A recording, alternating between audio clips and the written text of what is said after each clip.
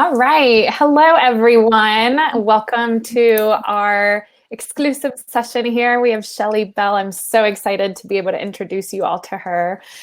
So for everybody who is just joining, my name is Andrea Perdomo. I actually lead all of our diversity, equity, and inclusion initiatives here at Techstars as it relates to our network and the ecosystem. So really, really excited to have you all join. And I am super excited that I've gotten a chance to meet Shelly over time and to have her here with us to actually share some wisdom as it relates to relationship building. So this is actually going to be a really incredible session. We are going to have Shelly really give us a little bit more of a deep dive into her background and how she really looks at relationships and really be able to give you all some guidance. So like I mentioned before, welcome for those of you that are just tuning in. If you want to say hello in the chat, please do. Let us know where you are dialing in from, streaming in from location. I am in Denver. Shelly, where are you at? I'm in the DC area, so DMV, I'm in Northern Virginia. DC, yeah. So feel free to put your info in the chat.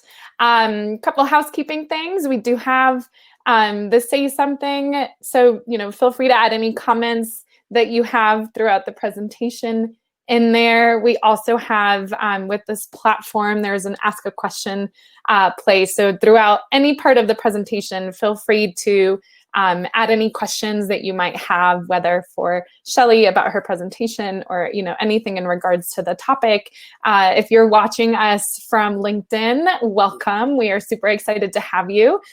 Please add your questions in the comments and we will be feeding those into the conversation at the latter half. So I will kind of, pause there for a minute, Shelly. I'd love to give you a chance to introduce yourself and really give us, this is your moment to kind of brag a little bit. Like, what are you up to? What are some amazing things that you've been building and creating? And then we can jump into the presentation. Oh, wow. Yeah. So I'm Shelly Bell. I'm the founder of Black Girl Ventures. We work to create access to capital for Black and brown women founders. We have a proprietary software that we've built that actually creates this voting and donating process for our founders. So our founders pitch and the audience, which is now the globe, can actually vote with their dollars for the pitch that they favor. We have just done DC and Atlanta. We have 5 chapters across the country, but we hold competitions for founders in about 7 cities on top of those 5. So we have about 12 cities that we hit together, and usually it is an in-person experience, but due to our current lifestyle, we're now using our platform full-blown, which is awesome. It's called SheRaise. We've had some really amazing partners come to us. So we're wrapping up a partnership with Visa that was amazing. We did a panel with them for National Small Business Week. We've at this point funded about 85 founders, I believe, total. But one of the pieces that I really celebrate is in the DC competition, we actually had an anonymous donor vote with their dollars, $100,000 to be exact, to go to one founder to build her business. And she had only asked for, I think her ask was 50. And so I interviewed her after, and I'm like, do you feel like you asked for enough? And she's like, no. I'm like, well, how much would you have asked for? She's like, well, I at least needed 70. And I'm like, 70 or 80. I'm like, well, congratulations, you're going to get that. And she's like, what? And so we let her know. That's amazing. I love that. That she will be getting that donation. So it's been amazing, honestly. We have a thriving community of women that we're working with every week. We have virtual co-working, virtual pitch practice. It's been a great time. Yeah, no, thanks, Shelly. And I'll brag for you a little bit too. You're actually named as one of Entrepreneur Magazine's top 100 powerful women in business. And yeah, you've done so much. You have computer science background, systems disruptor, business strategist. And so we're just really excited and fortunate to have you, on as a part of this event to, again, like share some of your wisdom and knowledge with us. So, on that, I wanted to kind of jump into before we jump into the presentation, I think, when you and I were talking, we were specifically thinking about like, gosh, there's so many topics we could talk about, right? And I just remember hearing a lot of your passion around relationship and relationship building. And so, we'll jump into the presentation here in a minute, but, I would love to maybe hear from you a little bit of like inspiration behind the topic of why our relationships are so important. And I know we'll jump into that, and we can always start your presentation whenever you're ready. Yeah, I think it's a great question. And the reason that I came up with this framework was because building relationship is really simple to say, but maybe not as simple when you're trying to build a business. And I heard a quote once where somebody said, if you are trying to build a business, you really build relationships first, and then you build a business. And that's so key, because even if you are infused with all the capital that you desire, somewhere along that journey, you're going to need a network to maybe infuse you with more capital, introduce you to people who can help you with your processes, get you into doors and rooms in ways that you hadn't thought about yet. So I came up with this simple way of helping entrepreneurs really like remember how to categorize people. And when you're building a business, especially like in a startup community, we do a lot of idolizing of other people. Like, oh my God, this person built this thing. I could never do that. Or how did they do that? Or what is that thing? And it's just like, really, we're all people. And figuring out how you relate to people authentically while you build your business is essential. It's key. Mm-hmm. Yeah, and I'm a founder too, and it's kind of why I'm in this space. And I specifically remember hearing the advice, right, over and over and over again, that in order to build a company, like it's all about who you know.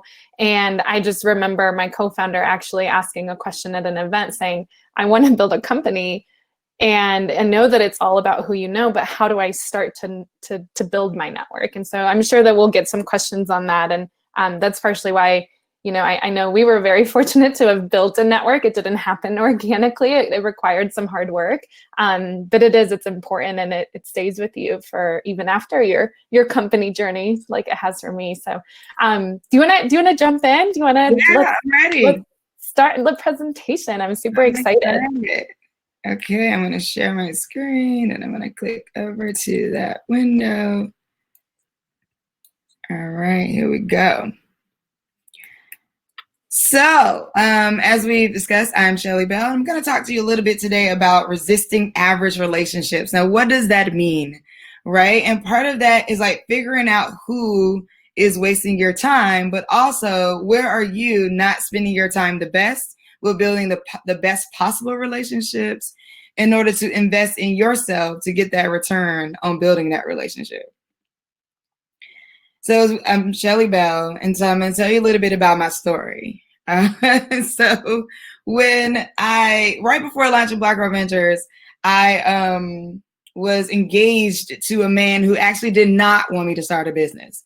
That was not familiar to him. His family didn't he didn't have entrepreneurs in his family.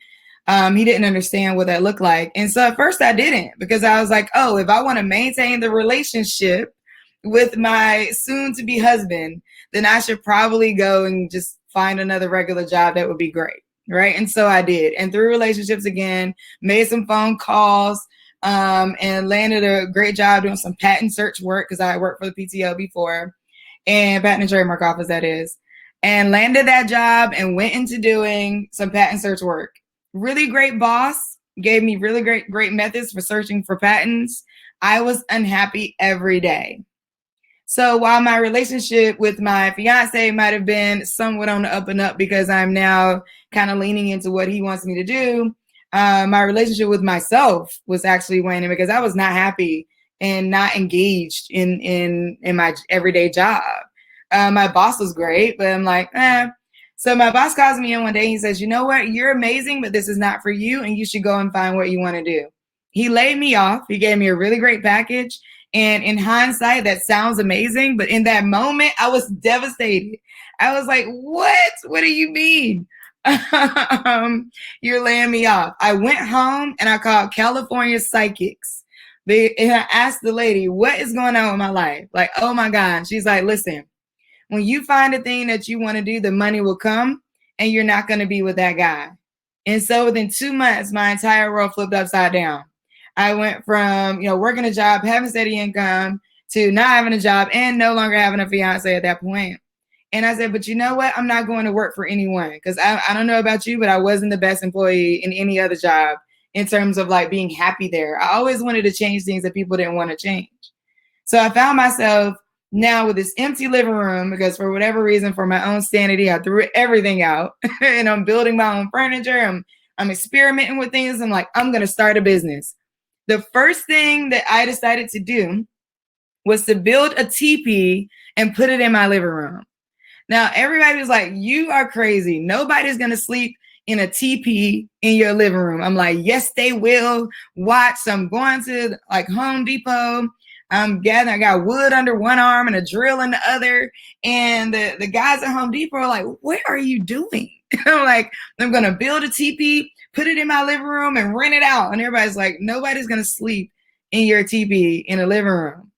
I had a friend of mine come over and paint. He's like 6 feet tall. I'm like, hey, can you lay down in between these sticks so I can figure out if a 6 foot tall person can fit in this teepee? And he's like, nobody's going to sleep in your living room in a teepee. I said, yes, they will. Watch. Come to find out, Airbnb has a teepee option. So I put the teepee on Airbnb, and so many people wanted to come and sleep in that teepee that I literally had to shut it down. I let one person come in and stay. And at that moment, I realized that when you think about safe space, it's really not about the structure of a building. If we walk into a building and it is structurally sound, it is technically safe. However, safe people is what creates safe space. And so at that moment, I realized, I actually don't want to have people sleeping in my living room in a teepee, even though it was a great idea. So I started exploring what else could I do with it? Could I have rented out at festivals? And at this point, the kids' teepees were just hitting the market. So all my friends are sending me pictures of teepees that are up in different places. And at that point, I'm like, this is not going to be the thing I'm going to do right now. And so I quickly pivoted. So I'm asking myself, what other skills do I have? And I learned how to do t-shirts. I learned how to make t-shirts at a previous job. So I'm like, I should do that. My first first t-shirt line was the LGBT line. It sucked. Nobody bought it, right? So I'm like, okay. I was on the phone with a printer I was working with. And I said to him, you know what? It's made by a Black woman. I should actually put that on a shirt. So I literally went to the computer, designed the Made by a Black Woman logo to pattern after the Made in America logo, put it on a shirt, and everybody loved it. And my mom invested some money. I took my tax money and bought my own machines. And I started printing my own t-shirts and then printing t-shirts for other people. So at this point, here I am with a great t-shirt idea that now people love and now I can sell. And a friend of mine is like, you know what you should do? You should go to this one event that they have every year. It's a women's empowerment event. I'm like, that's a great idea. I think that's going to be okay. I'm going to do that. They're like, well, how many shirts do you think I should take? No, I would advise anyone, try not to, or do not take business advice from people who have never been in business. Okay. So I'm like, so your sister, cousin's, brother's friend who likes business a lot, but has not ever tried to run one may or may not be the best person for you to get business advice from at that level. So I go in, I print 2,000 t-shirts by hand, by myself, through a local partnership I created with a local shop. And I go to this event and it's all good. Everybody, the t-shirts are selling. And at the end of the event, I realized we actually did not sell. We only broke even. We did not sell as many t-shirts as I had hoped. And I was devastated. And from that point, my mom, she was like, hey, listen, everything from now on is profit. So I took everything, put it in my car, and I would travel up and down the East Coast vending. We did large events like Afropunk. We did smaller events like local festivals. And I was also printing for other people. Now, one of my mentors at the time, he said, don't change your design. So I didn't. I changed what I put it on. And when I started putting the design on infant bodysuits, everybody loved it. So they were like, oh, made by a Black woman. I'm Black. My baby's Black. My mama's Black. Oh, we getting this. That was not my intention at first. But because they loved it, they felt like they had autonomy over it. They felt like they had purpose in it. And they felt like it was something that they could own. And so when you're working with your customers, the customer relationship is where you're building something that the customer actually feels like they own. When you're at a point in your business where you're always going to be working on your own mastery, and you want your employees to be working on their mastery. But if you are still taking, you feel like you own the product that you've created, when you move into a place of understanding that the customer has to feel like they own it, you will level up your sales. You will level up your client, your customer relationships, because they now feel like they own it. And then in the sense of product, if you have a product-based business, if you have automation, you can then give your customer autonomy.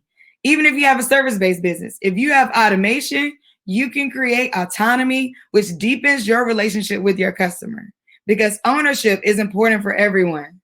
Purpose for us, for Made by a Black Woman, is because people felt like this was like, oh, Made by a Black Woman, I champion this idea. I had also started printing for other small festivals locally. Through those relationships, I ended up getting relationships with Google, Amazon, and doing larger orders that then 3x my business from that point. So here I am, I'm in business, I'm doing well, my t-shirts are taking off, on top of the fact that we are now getting other relationships and business with other people. And Essence Magazine picked up the infant bodysuits and published it as a part of their holiday gift guide. And then we leveled up our customers even more. So around that time, everything is booming. I'm feeling great. Business is great. And I'm moving and shaking. And the news comes out.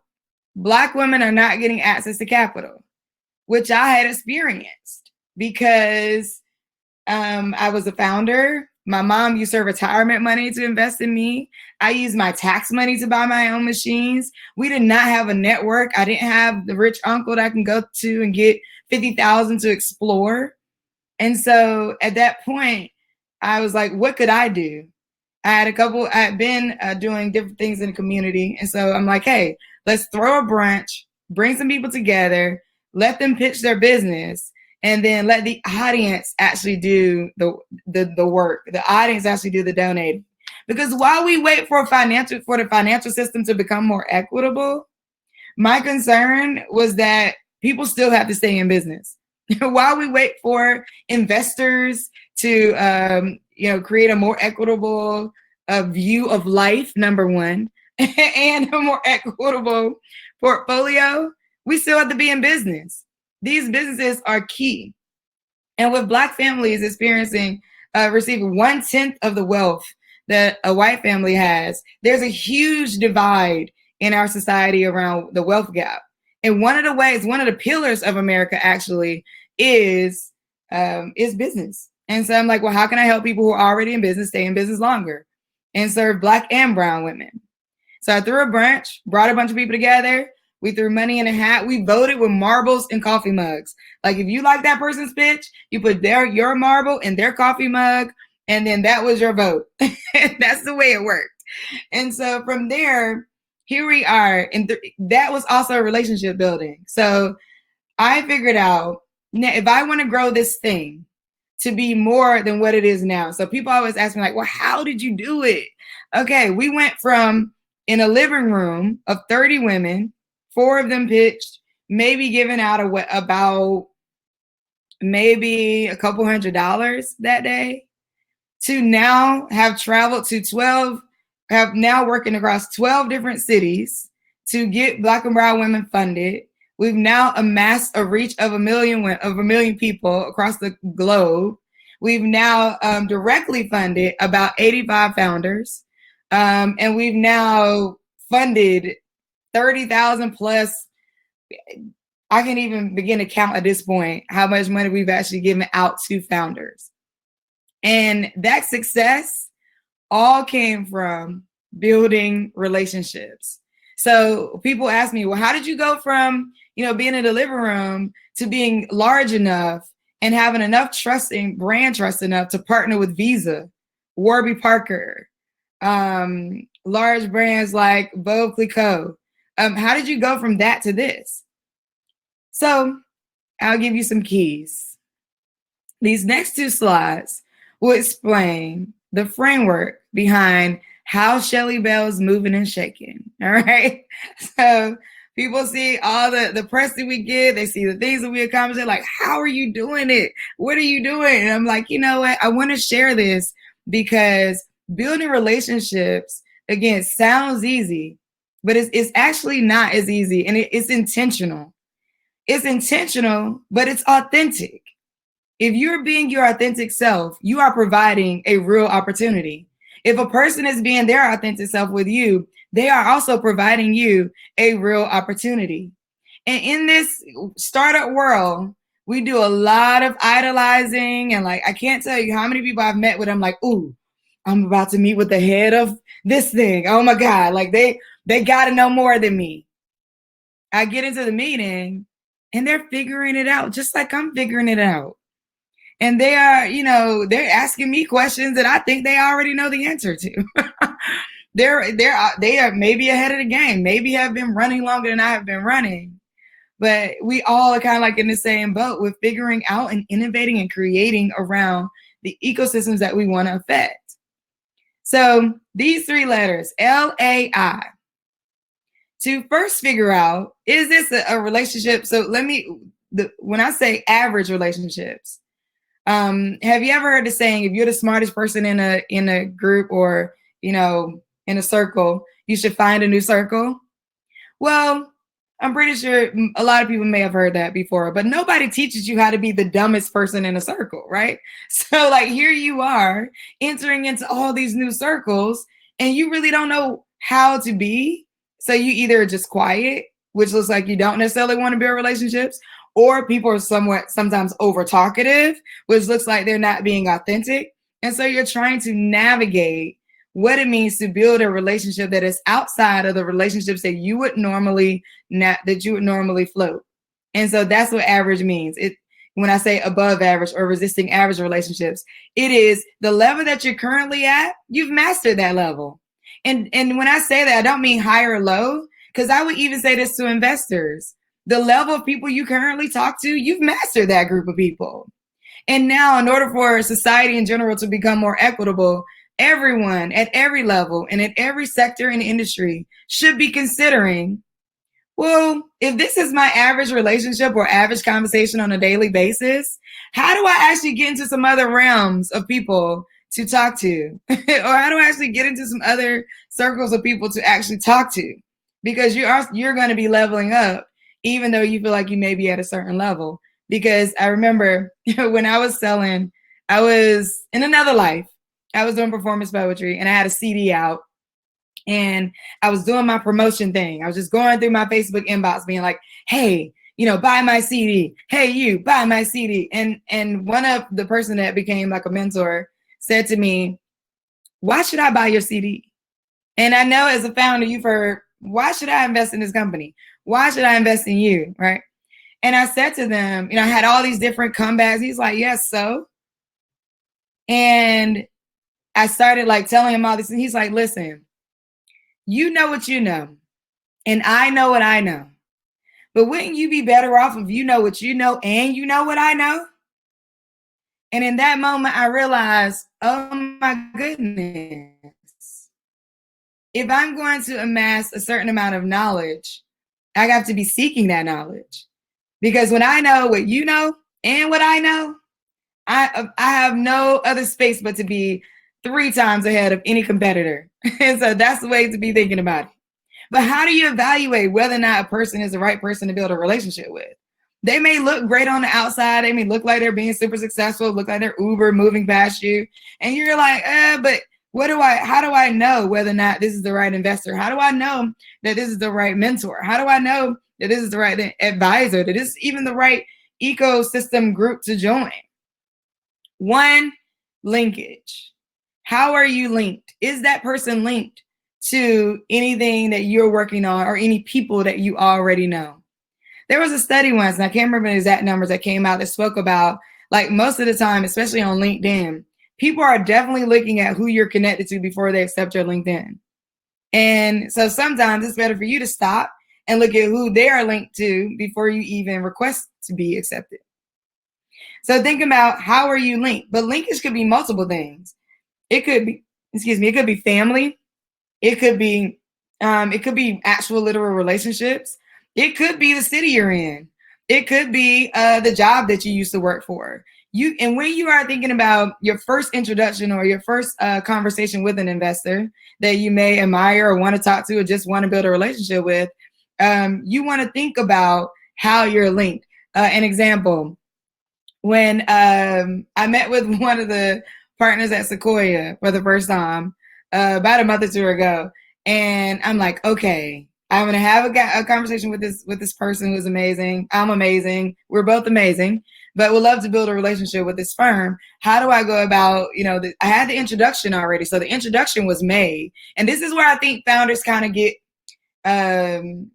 miss a step, is that because the introduction is made, does not automatically mean that the relationship is built.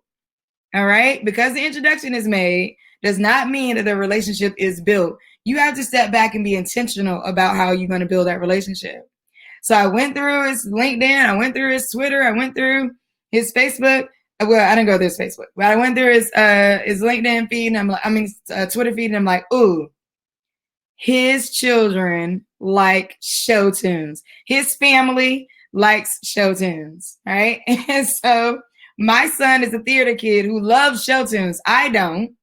And so I started my email response to the warm connection with, oh, wow. I have a son who loves show tunes, but I love hip hop. So to say the least, our Saturday mornings are fun. And then I went in with my introduction of who I am and what I want to talk about. Instead of leading with, oh, well, I'm Shelly Bell, I'm the founder of Black Girl Ventures. You should talk to me because I'm so great, right? Like, we know you're great. Everybody's great. But building a relationship and a connection are two different things. And you want to find that link. Interest. When you're thinking when you're looking at investors, when you're writing out your list of folks you're going to go after or contact, or even funders in general, or community, like I said, do you share any interests? Or is this person even interested in whatever you're interested in, or that you're building a relationship with? And then ability to be interested or ability to fund is key. And so thinking about LAI is a really quick 3 letters to remember. I'm about to move into a larger framework of organizing everyone, but those 3 letters are a really quick way for you to think through funders, for you to answer the question, is it a real opportunity for me? And if it's not, it may be 2 out of the 3 you go with. Okay, maybe there's link and there's ability, but there's no interest. You have to wait out what that means for you and where you're going in your business, or what stage you're at as a founder. You can also say, oh, well, there's interest and ability, but there's no linkage. That may be a sweet spot for you, because you can go and find a linkage or find a way to actually connect with that person. But you have to wait out which one of these means the most thing for you at what stage in your business. All right. So you're already in the game, right? You started a business, you jumped out there, you took your idea, you turned it into a thing, or you just started, you got your business plan canvas, you got all these pieces. Now, what do? Maybe you don't have a network, or maybe you don't know who is in your network. In order to be able to play a card game, you have to know what cards you're holding. And so organizing your network intentionally is actually one of the most important parts of building a business. When you think about building relationships and building a business and how those things go together, you got to look at your stage.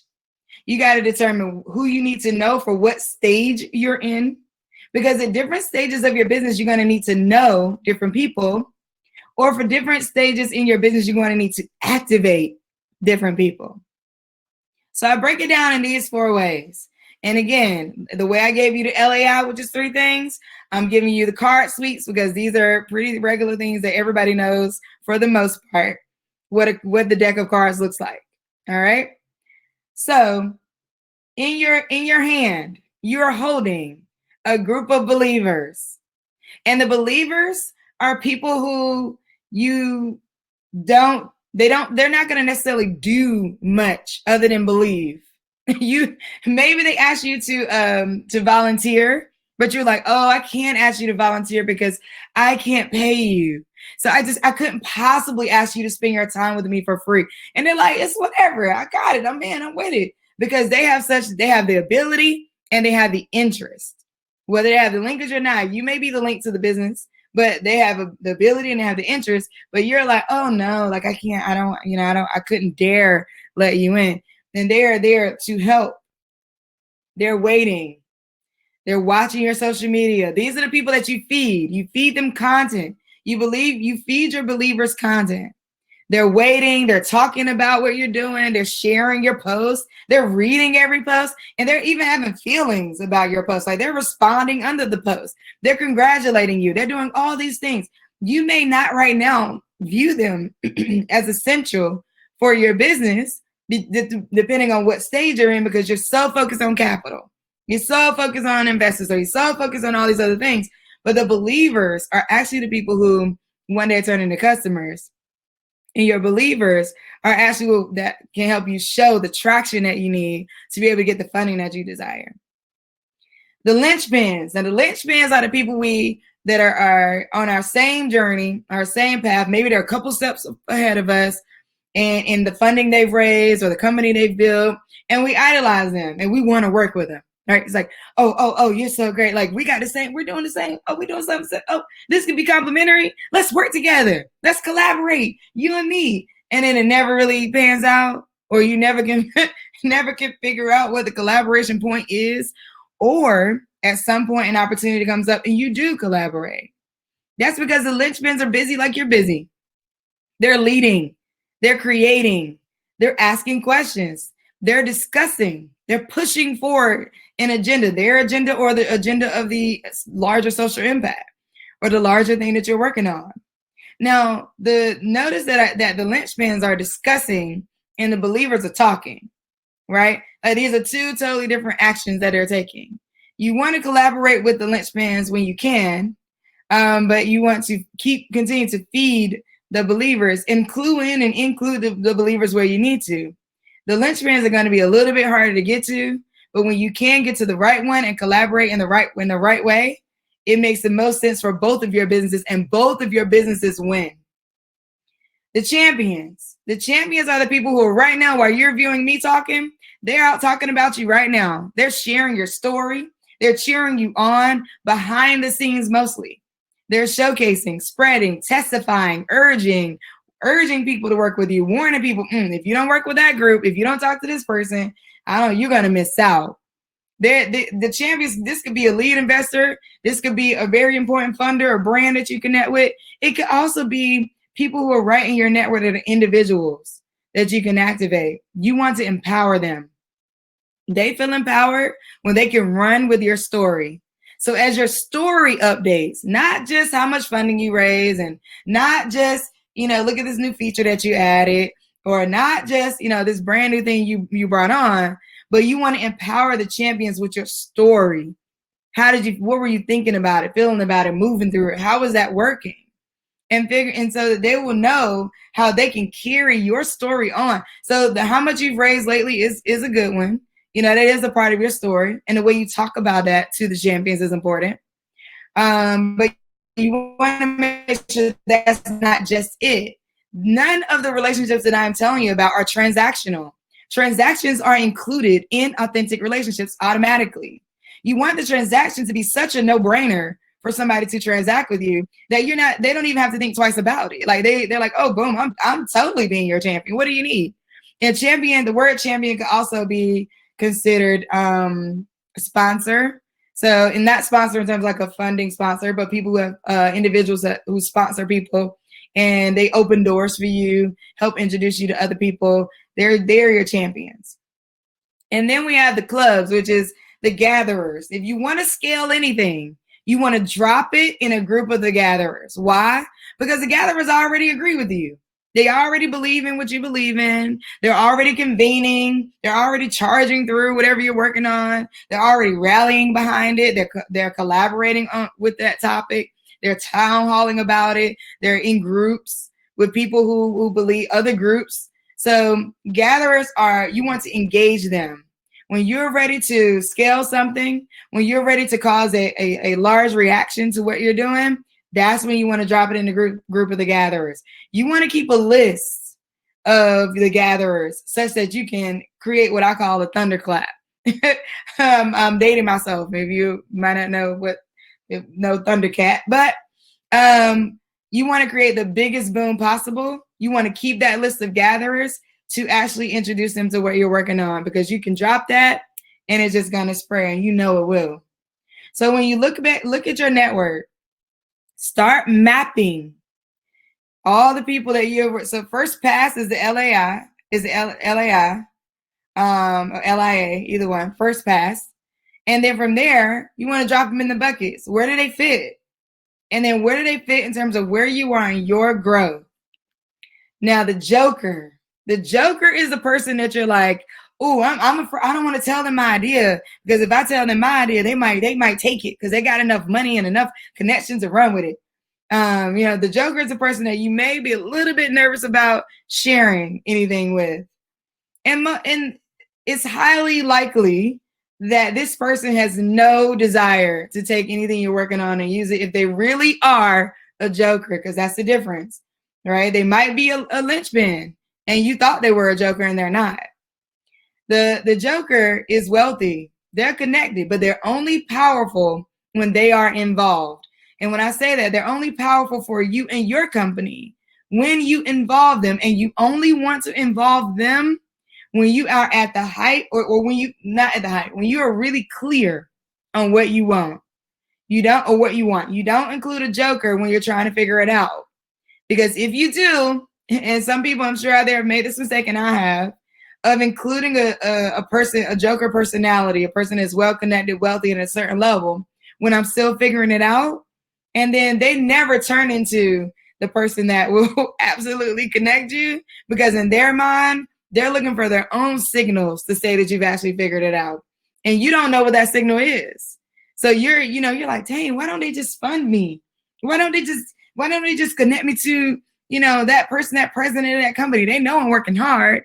And it's because you've given them too much of the story, or you have given them so much of the story that they don't know where you are or where to land. And they're looking at things at a level that you don't even know they're looking at. So you want to be careful when it is time to include a joker into your experience. And I'll wrap up by saying, on a regular, you want to ask yourself great questions. And asking yourself great questions helps you determine whether or not you're on the right path to building relationships that are going to matter most for you to invest your time in, and for that other person to invest their time in, such that both people get an ROI. And a return on relationship. And to get a return on that relationship, you want to stop and ask yourself, well, what do I want? Because if you build a relationship because you just want that person to say that you're great because you have put them on a certain pedestal, that may or may not be something that they want. That may or may not be important to them, even though it's important to you. When I'm working with the Black Girl Ventures community in the Jetpack curriculum that I built, we have this exercise where we walk through the customer journey from the day they met you backward. And it's really awesome to see it unfold, because you also have to ask yourself, like, well, what was available for me to want? So after you organize everyone, you can kind of step back and say, oh, wow, I've actually been asking my believers to be champions. And that's why I'm not getting a return. I've been investing in my believers to be champions, and that's not going to work. I've been expecting the linchpins to actually be believers. That's not how that works. So I'm not getting a return on these relationships because I have not actually gone to them with the right thing to want. with the right thing to ask for, or with the right conversation that will help them include themselves in my journey. That is a little bit of how you resist average relationships, how you build new relationships, and how you ask yourself really great questions. I hope that this framework is helpful for you to be able to use in your journey. Thank you so much, Shelly. I was taking notes diligently. I think a lot of what you said resonates with me. Not even just from like a company standpoint, but I think, even in, I don't know if everybody on the call is founders or not, but I think the insights you just provided were so insightful on how to just kind of manage relationships just in general, right? Of how that can benefit your business or what you're trying to do in your career. Thank you. And we actually have a ton of questions coming in, so maybe we can just jump right into them. So I have one here from Rebecca. Rebecca, thank you for submitting your question. So this is the question for you, Shelly. Do you ever value a completely cold call to an investor in your space? Yeah, I think there's a little bit of a lag. So if I look like I'm still listening, that's why. Do I value a cold call? So listen, I think if that investor is really aligned, because I think that's the question. When you look at the LAI, LIA, whichever way you decide to arrange it, that's your first step.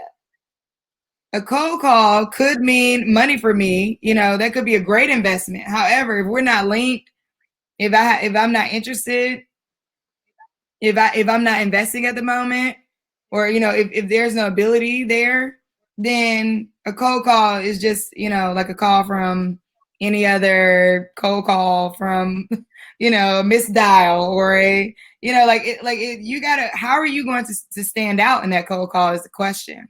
So, and I can't say that I always think cold calls are bad, because diligence will land you some conversations, especially like I've had people who through LinkedIn, just kept reaching out, I'm like, let me just talk to this person, because they're not going to give up. And investors do take note of that, to be honest.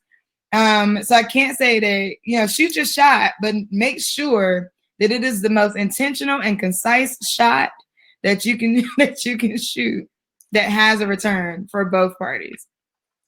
Yeah, it's a really good point too, right? Because you kind of, I think especially in the investor world, right? I know I hear this a lot from founders is, how do I get that intro? How do I get that warm intro? And so, I'm sure that happens a lot too, where you're trying to get that intro, but it's not happening. So how do you position an email where maybe, I don't know if you have any advice on that too, but I've heard that multiple times of, it is about who you know, and sometimes you don't know anyone.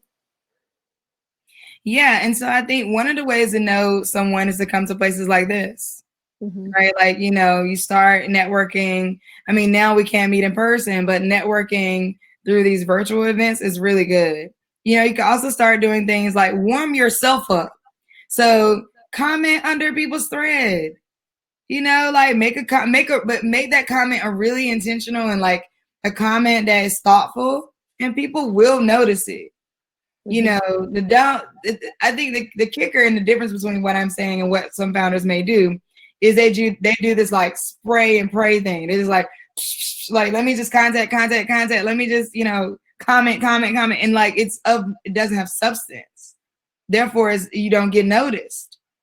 But if you're being thoughtful and intentional about, you can kind of warm yourself up to that person because you have consistently created a comment that for each one of those posts they put up is either funny or either really inviting or actually mirrors what they're saying in the actual post, or so those are some ways to kind of warm yourself up. Come to networking events, comment under people's posts, engage authentically, and then consider who you could reach out to that may know someone to know someone to know someone, even, right? You may have to go not 6 degrees, you may have to go 10, depending on how cold of an outreach it is. Yeah, and I think it's interesting too, right? Because the world of networking has changed so much over the last 6 months.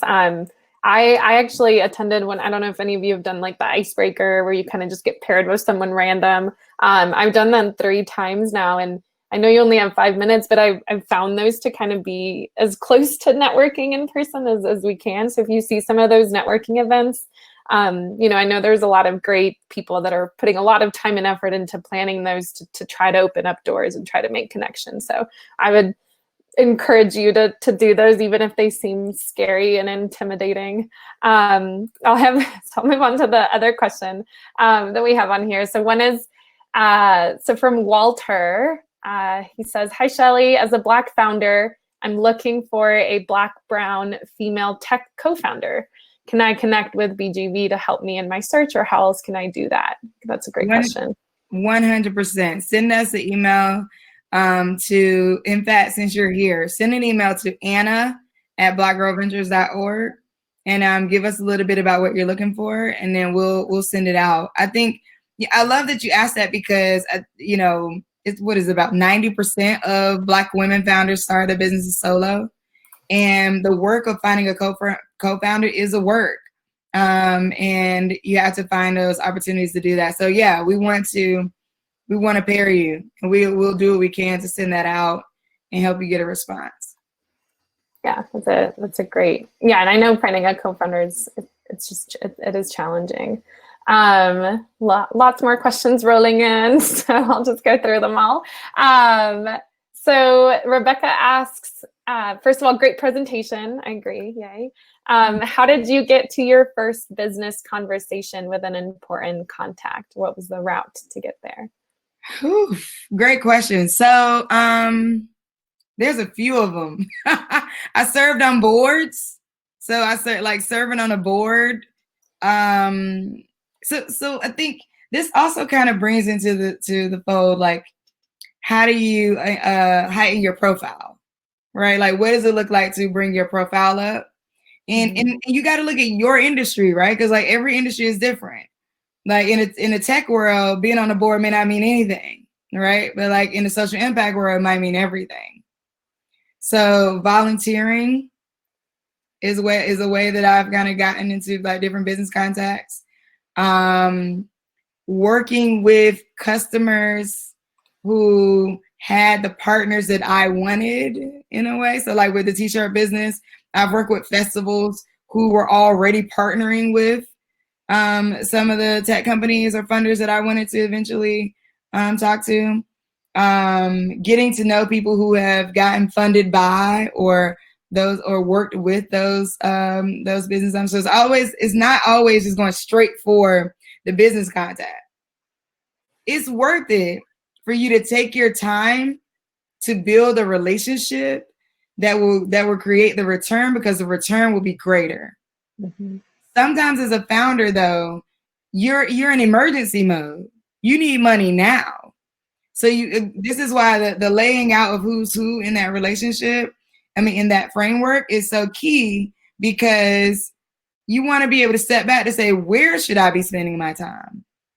What is the best use of my time right now for me to grow this relationship? And then where do I need to hire so that I can spend time actually focusing on growing relationships? So volunteering, serving on boards, and reaching out to event organizers who are hosting these people.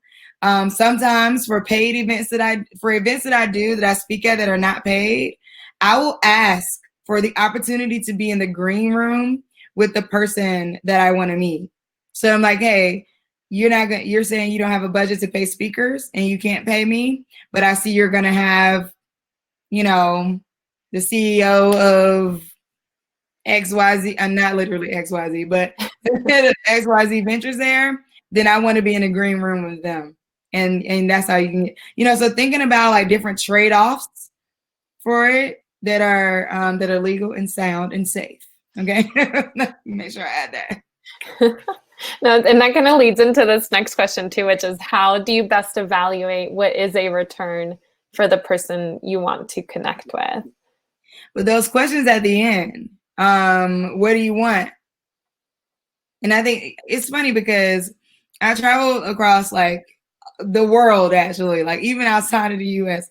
And I ask founders, well, how much does it cost you to live every month? And people are like, I think it costs me about, and I'm like, okay, well, if you're raising capital and you can't tell me how much it costs you to live, how could I be certain that you can even tell me how much you can make with your business? So I would say, thinking about things like, this is all based off of what you want. Only you and that person know if it's an actual return. And sometimes, when you're being told you're too early or you've been told, like, you get very discouraged. And I would say to founders out there, like, try not to get very discouraged by hearing you're too early, because what's happening is the investor is thinking about their own return.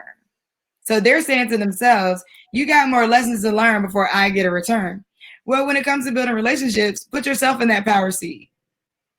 So you may be looking at another person where you're like, ooh, you know what? I would love to be a part of the thing you're doing, but it's going to take a little bit more time for me to actually spend the time that's necessary to get to you in a way that makes sense for it to be a return for me. You got to call your own shots. Call your own shots. You're the boss. So. Yeah, no, and I think I think that's so that, and I know, like, as a founder, right, like, sometimes it is some of that urgency, and I know I've heard this over and over again, but it is so true, right? If you ask an investor for money, you're going to get advice, and if you ask an investor for advice, you're going to get money, and I think it kind of goes back to that of it's building that relationship and building that trust, and that does take time, right? And we kind of want things to happen so quickly. And in a lot of cases they do, but it's also, you want to make sure that you're matching up with the right investors that care about you, that like you as an authentic person, right? Like, it does take a little bit more time as well, which is interesting. Yeah, I think so. Pitbull, actually, at the beginning of, I can't remember what the song is, when he was like, you need money, ask for advice. You need advice, you ask for advice, get money twice.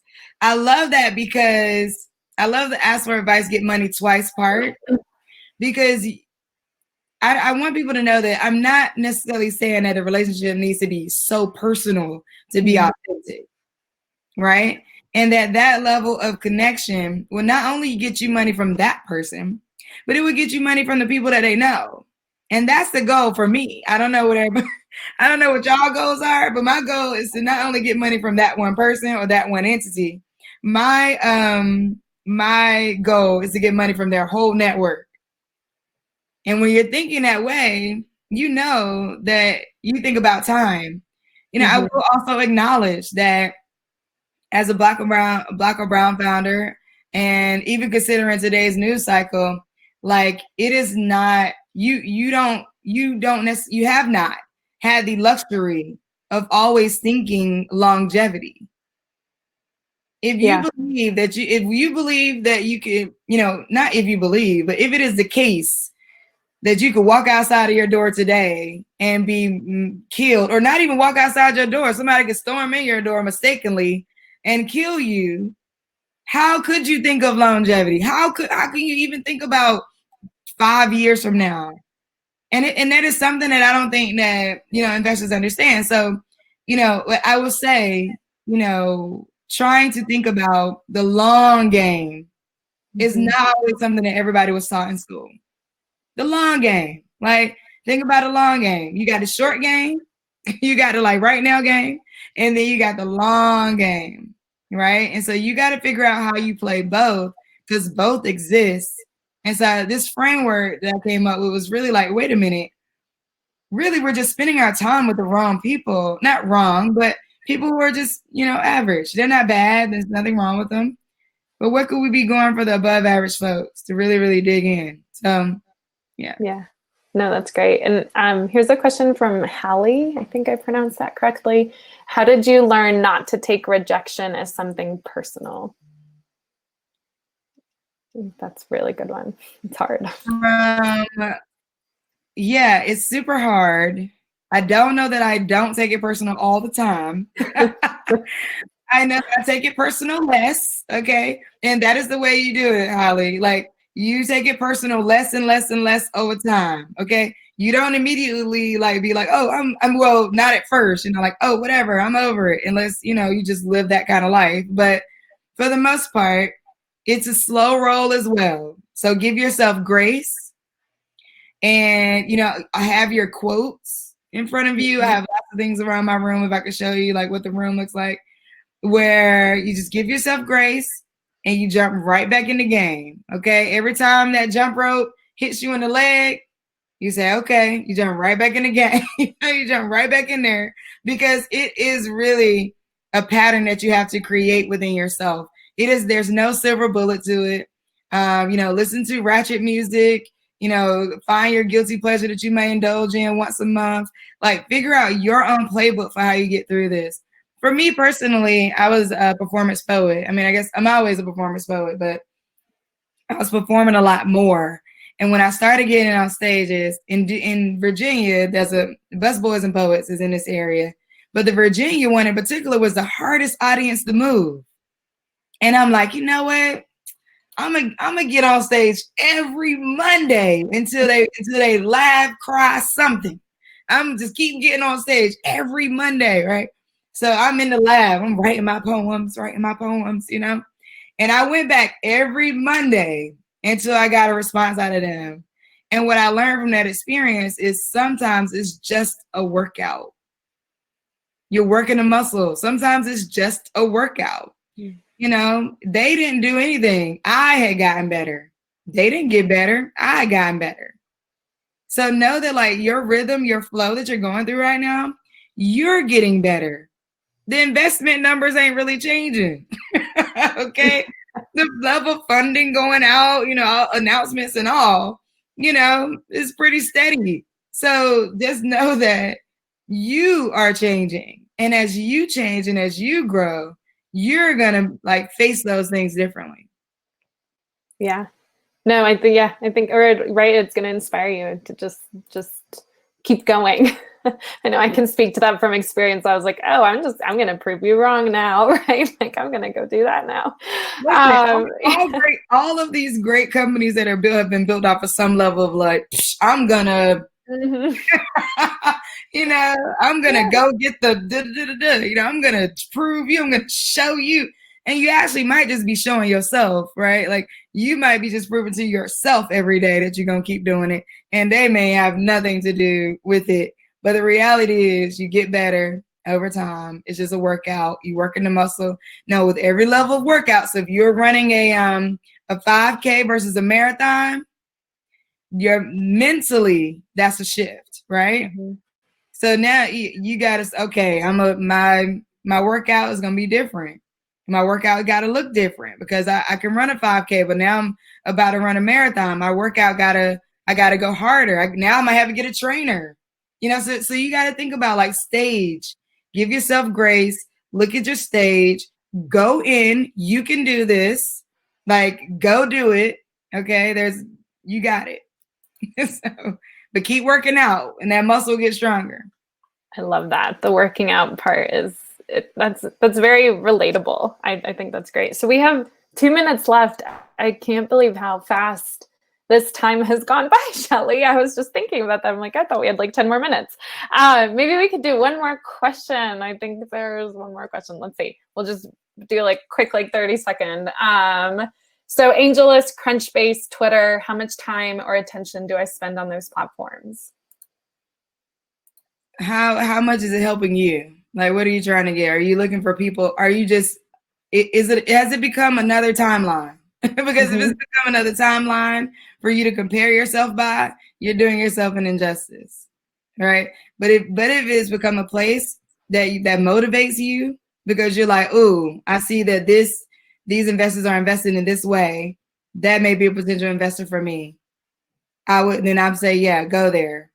But after you've made your list, unless you're checking for new people, I don't know why you would be on something like PitchBook or Crunchbase every day. Like, I don't, unless you are in the middle of like a raise and you're like actively seeking, actively writing out and researching.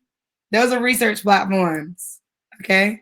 So when it comes to Twitter, I think Twitter and social media platforms are a great relationship builder, but you have to check into your own personality to say, like, is this harming me, hindering me, or promoting me? Mm-hmm. So, and in that case, you may need to take a break in that case, I put out secret sauce to the Shelly Bell brand. Okay, I'm giving y'all all the goods today. I put out a lot more than I consume. I put out a lot more than I consume. So I'm mainly talking to the people who are talking to me. So I put out a lot of material and a pretty consistent material. I try to, especially when I'm really on my game. But then if people comment, I spend my time relating to people in the comments. And if the comments are terrible, then I just ignore them. I mean, it's hard for the course at this point to know that social media is something we can't ignore. Your Crunchbase and your PitchBook, they're here and they're tools. And to think of them as tools is just like, are you hammering in a nail? You hanging a picture? What are you doing? If you ain't hammering in a nail, why would you walk around with a hammer all day?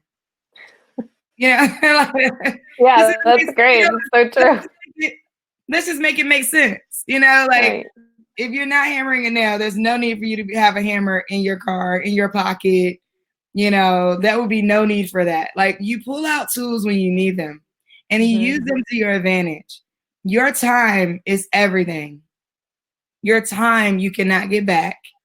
Your time is everything. And so when you think about the relationship with yourself and your business and your team and your growth of your product or service has to come first.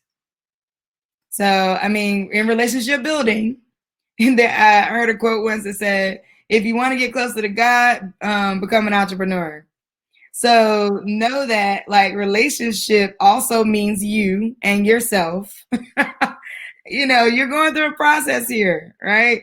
So, I mean, spend as much time as necessary to get a return. You have to chart out your returns on a monthly basis. What is your return on your Twitter usage? Did you get new customers? Are you leaning toward it? Do you have a strategy for getting new customers? Twitter usage? Did you meet new people? Did you get more retweets? Did you retweet people you cared about? Did you show your support for something? Like, you have to really sit down and intentionally think about these things. Now, you got a lot to think about. So I'm not saying you got to think about these things every day.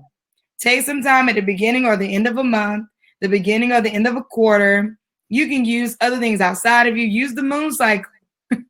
Every full moon, do something, decide to put a plan in place and then activate that plan to the next full moon. Check in on that plan. Like, you can use all types of things that are outside of you. Train your Alexa to remind you of things.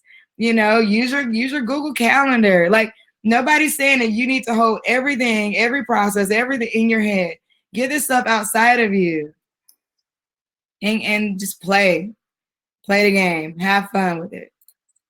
No, I love this. Thank you so much, Shelly. We're actually a couple minutes over, but this was, I feel like I learned a ton, lots of kudos and just, really admiration from a lot of our watchers that this was very motivating. I think there's a couple of things that might be going on office walls, quotes from you. So just thank you again for your time, for sharing your knowledge with all of us. This will be recorded, so you're all. I think you're frozen. I'll drop my links in the chat.